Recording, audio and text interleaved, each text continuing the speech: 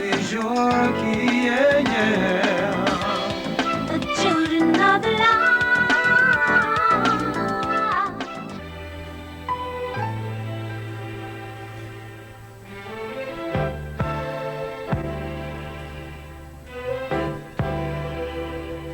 Amazing grace shall always be my song of praise, for it was sweet grace that bought my liberty. Yes, it did.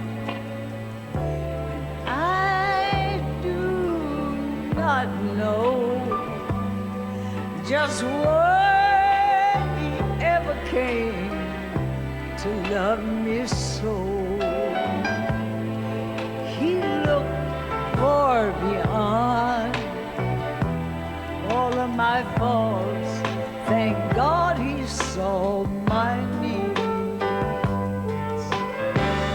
And I shall forever lift mine eyes to Calvary, to view that old rugged cross where my Savior died for me. How marvelous the grace that caught my falling soul. He looked beyond my faults and saw my needs. Jesus looked beyond my faults and saw my needs. Yes, he did.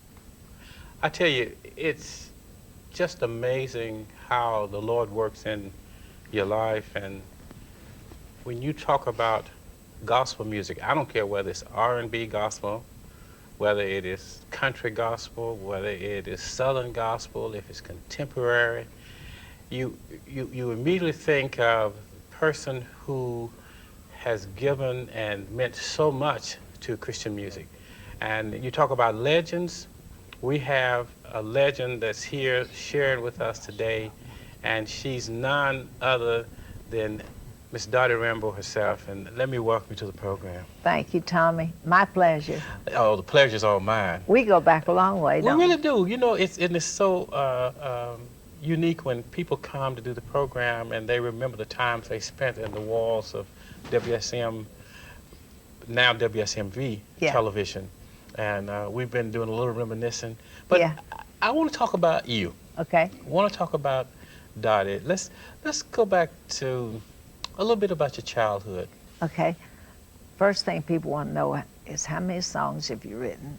Well, that's jumping ahead, but 2,500 is an easy account.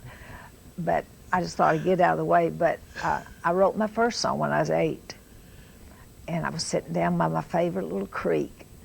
And I just loved to hear the birds and watch the squirrels in the spring. And you had to go barefoot, I couldn't afford shoes in the summer, you know. And I ran all the way home and I said, Mother, listen to what I wrote. And Mother looked at me and she said, Dottie, you sure that you didn't copy that out of a book? And I said, no, ma'am. She knew I didn't lie. And I said, no, ma'am, I was sitting by the creek and something went all over me like it does when I'm around my grandpa, blind preacher, her daddy. When I get around you sometimes and when I'm around you both, it's something incredible. So I wrote my first song then, and then when I was 12, my daddy got real abusive mentally with me when I became a Christian. And I was doing country, playing Walking the Floor with You and all that on the radio back when I was a little girl, 11 years old. And but when I became a Christian, he told me I either had to make a choice. He said, I don't want a Babacostal in my home. So I had to make a choice, either lay there and stay there, rather, or get out and travel for the Lord. And my heart said, go for it, honey. So it's such a long story. It'll be in the book that'll come out someday. So I started writing then and carrying my guitar, getting on the bus. And my mother walked me 7 miles to the bus. And when I started to get on the bus, she put a little tag around the neck that said Dottie Rambo, and here's her address, in case I got lost, see? Well, I was 12 going on 15, see? Well, she walked me to the bus, and I stepped on the bus. She was crying. She said, Dottie, I'm going to worry God to death. Now listen to this line. So he'll take care of you. We're going to go right now to Miss Dottie Rambo, and the song is called Holy Hills. The holy hills of heaven call me to mansions bright across the sea, where loved ones wait and crowns are given. The hills of my home keep calling me. This house of flesh is but a prison, bars of bone hold my soul. But the doors of clay are gonna burst wide open when the angel sets my spirit free. I'm gonna take my flight like a mighty eagle when the hills of hope start calling me.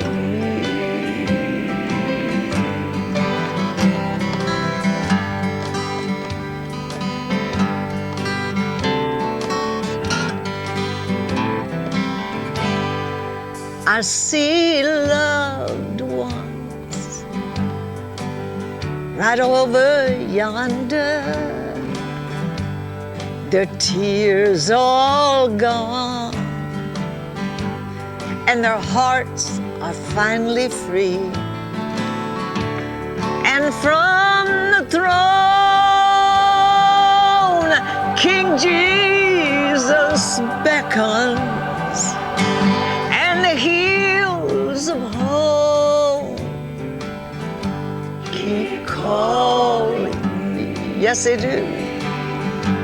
I've been on the road since I was 12 and never stopped writing. And all the surgeries I've had, the words keep coming when I couldn't even sit up. Just keep coming. Yeah. You know, and that's one of the things I was going to ask, because when you mentioned the number, that is just astounding. And your music is just as fresh today, and I can say for myself, as it was 30 years ago to me. Well, it's amazing. Everywhere I look, Tommie, listen, and Larry Ferguson, my manager, he'll come running in.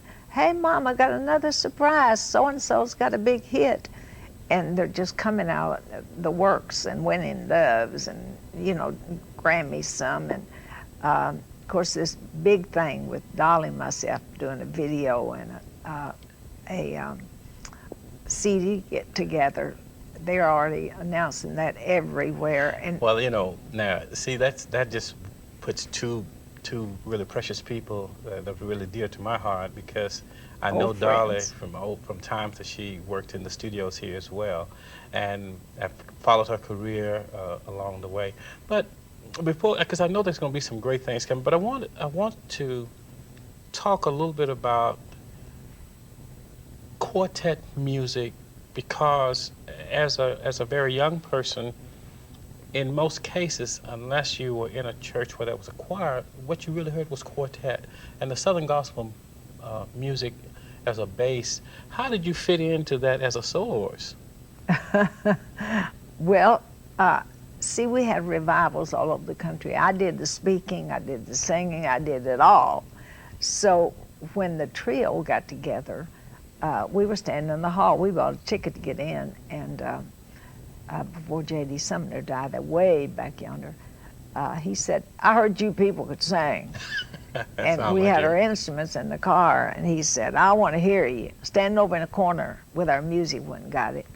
And we said, "Well, we heard we could." Got on stage, we did. He looked beyond my faults and saw my needs. And finally, James Blackwood, J.D., and the whole gang, the Spear family, everybody was on the stage, and we probably sang it for a half hour. Wow.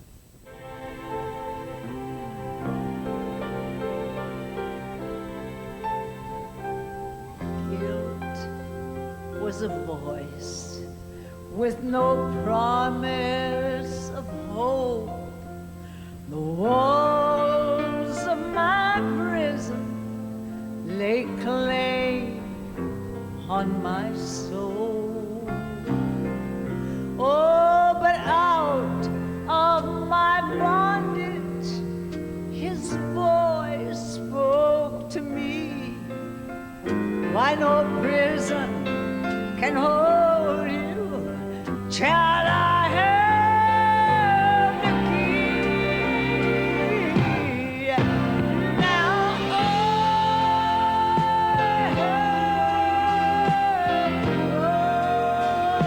have to God's mercy throne, and I bathe in the water. All my sins were atoned.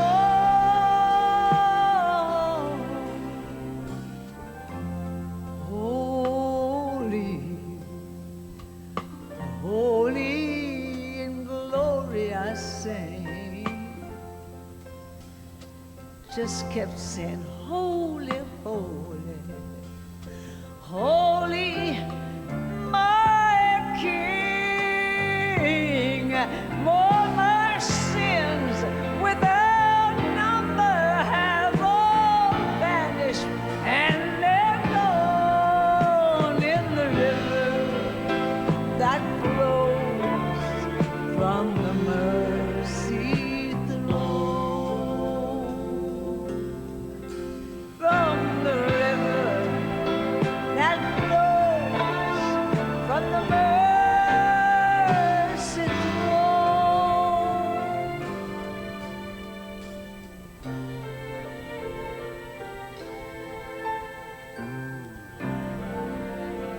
This is our verse now. Fear has no hold once those fetters are all gone. 'Cause you see, chains can never threaten that little eagle that's already flown. Oh, my past is forgotten. It's a lost memory, and there's no guilt to remind me. You see, at last I am free. Let's talk about this tribute. Yeah. Because this is something that we want everybody to know about, because it is so nice to say thank you and I love you when you can see and you can hear it. Tell me a little bit about this. Well, first of all, I was very shocked, and I was very sick when they first talked about the documentary, and they had that finished now, and now they're working on the music and the people that's going to be singing it. Barbara Mandrell is going to be hosting, and Crystal Gale's on, and help me out, Albertina Walker, Jesse Dixon. Jesse Dixon. I'm black and whiting them up here. I'm That's trying great. to think. And you know what? And we don't really have to worry too much about it, because what I'm going to do I'm not worried. I've got a list, and I didn't bring the list on the set with me. Okay. But when we put this together, I'll make sure that we listen a But lot of these I'm things. so excited. It's going to be done July 31st. Tickets are on sale now, and I'm going to be kind of interjecting with some of them, although I didn't want to. And for the first time since my children have been born, my grandkids, Reba and I may be singing a song with her, the 3 generations, and she's going to be doing, my 15-year-old granddaughter, she'll be doing my song, I Will Lift You There, and this you won't believe. You will not believe. Well, I plan to be there. You better be I hope there. I'm going to be backstage doing some things, but I hope if so. not, I'll be out in the audience. I promise you that much. Oh. Now, this is going to take place at the Ryman Auditorium. Ryman, I'm sorry, yes. And it will be July 31st. And we're going to put some information. Let me say this: if someone needed to get in touch with you, how could they do that? I mean, if they wanted to write to you or wanted to contact you, is there a website? Website is dottierambo.org. Okay, Dottie Rambo Ministries, care of Larry Ferguson, P.O. Box 120039, Nashville, Tennessee 37212. Or you could call 615 is the area code 2790710, and you can go on the internet at www.dottierambo.org. I can see Now a monitor. see there, see They got there. it on the monitor so I can see I it would all have right never there. gotten that all in there. We call that an idiot sheet Yes, on yes. television. But we listen, do. I know that you're very, very busy, and I'm just excited.